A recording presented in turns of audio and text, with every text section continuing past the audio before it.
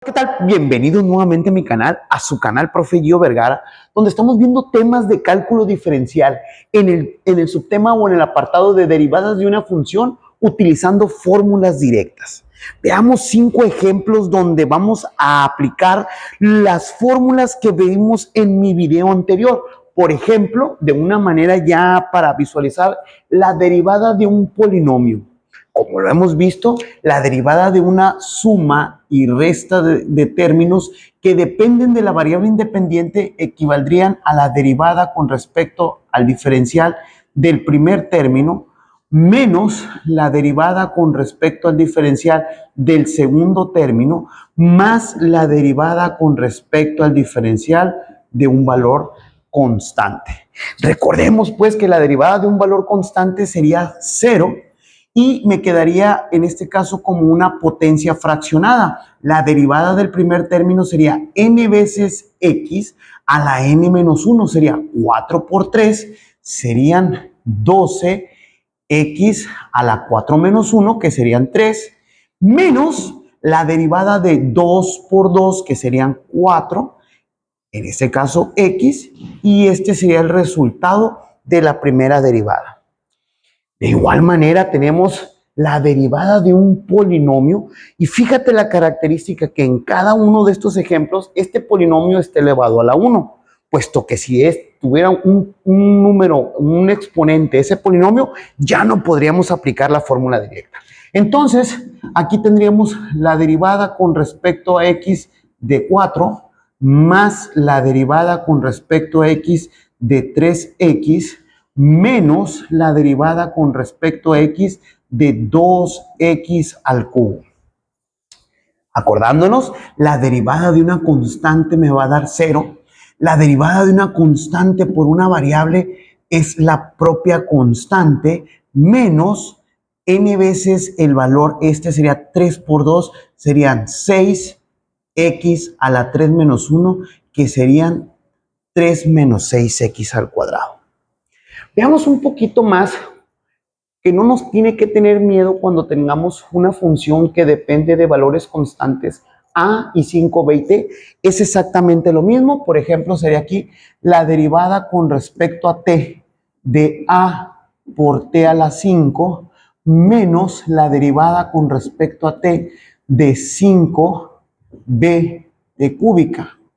En este caso, independientemente sería un x a la n. Observe que el diferencial, estamos hablando que el diferencial me marca que la variable es t, sería 5 por a, sería 5a t a la n menos 1, que sería 4, menos 3 por 5 serían 15b a la t menos 1, a la 3 menos 1, que serían 2, y por lo tanto, este sería la derivada.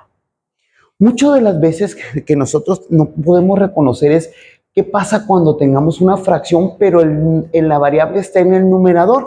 En este caso viene siendo un polinomio, es exactamente lo mismo, va a ser la derivada con respecto a z, pero fíjense muy bien, sin alterar las matemáticas, sería 1/2 de z al cuadrado, para que sea más fácil la forma de visualizarla, menos la derivada con respecto a z de 1/7 de z a la 7. Entonces, como estos serían x a la n, sería 2 veces por 1/2, sería 2 por 1/2, me daría el entero, elevado a la z a la 2 menos 1, que sería 1, menos 7 por 1/7, serían 7 séptimos, por z elevado a la 7 menos 1, que serían 6. De igual manera, como estamos aplicando dentro del cálculo diferencial el álgebra, que es la parte más resumida, sería z por 1 por 1, pues sería z. Menos 7 séptimos, me daría el entero, sería z a la sexta. Y bien, esta derivada estaría resuelta. Tendremos un gran reto en este último ejemplo de este video, donde tenemos la variable como denominador. Para poderlo derivar, bueno, hago primeramente la primera parte, que sería, voy a derivar el primer término, 12 sobre x, menos la derivada con respecto a x de 3 entre x cuadrado. Pero recordemos pues de una regla general del álgebra que me dice que toda base que yo tenga como denominador, yo lo puedo pasar al numerador con esa potencia, pero de forma negativa. De tal manera que esto estaría yo derivando respecto a x, de x a la más 1, pasando junto con el 2, serían 2x a la menos 1. De igual manera, menos la derivada con respecto a x de 3 y este x a la más 2, subirlo al numerador, pero como una potencia fraccionada.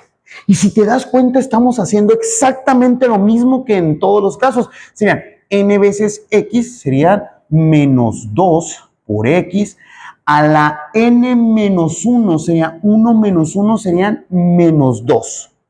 De manera similar sería menos por menos sería más, 2 por 3 serían 6x a la menos 2 menos 1, que serían menos 3. Por último, aquí mismo en la derivada, que vendría siendo esta parte, como lo subí con potencia negativa, lo puedo también bajar diciendo 2 sobre x cuadrada más 6, esta potencia negativa, ponerlo x al cubo, y también es parte de la solución. Las dos soluciones están correctas. Bien, de mi parte sería todo. Espero que te haya gustado este video. Nos vemos. Hasta la próxima.